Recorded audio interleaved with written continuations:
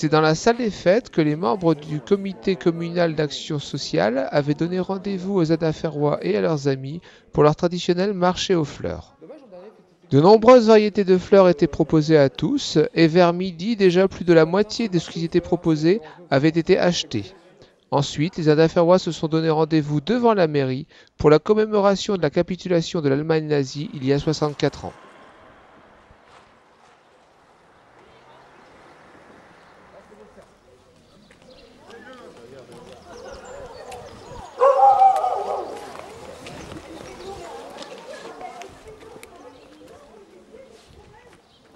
Après un dépôt de gerbes en l'honneur des Adaferrois morts au combat, M. Jacques Labalette, maire, a donné lecture du message de M. Jean-Marie Bockel, secrétaire d'État aux anciens combattants.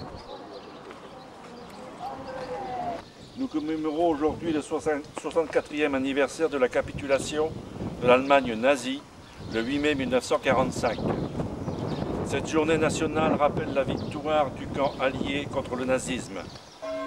Elle marque également la fin des combats de la Seconde Guerre mondiale en Europe. Par l'ampleur des pertes humaines, des destructions matérielles et des souffrances infligées aux populations civiles, la Seconde Guerre mondiale se distingue de tous les autres conflits. Elle illustre tristement par le mépris de l'humain. Le système concentrationnaire mis en place par l'Allemagne nazie a fait reculer les frontières de la civilisation. Les persécutions raciales, l'internement des populations civiles et l'horreur des camps d'extermination marquent le mépris de l'humain et le recul des valeurs héritées des Lumières. Appel aux morts. Mort pour la France. Courrier Ernest, disparu le 23 août 1914 à 25 ans à Saint-Gérin, Belgique. Descamps Léon, mort pour la France. Disparu le 30 août 1914 à 30 ans au Chénois d'Aubecourt, Ardennes. Aoudry René, mort pour la France.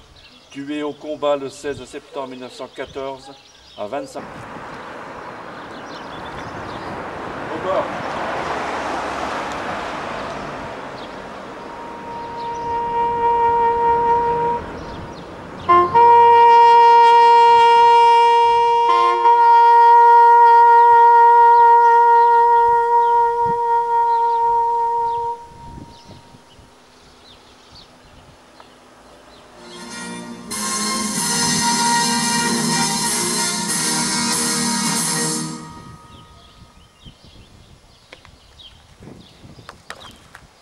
Bien, merci. Je vous invite tous au va d'honneur à la salle du conseil municipal.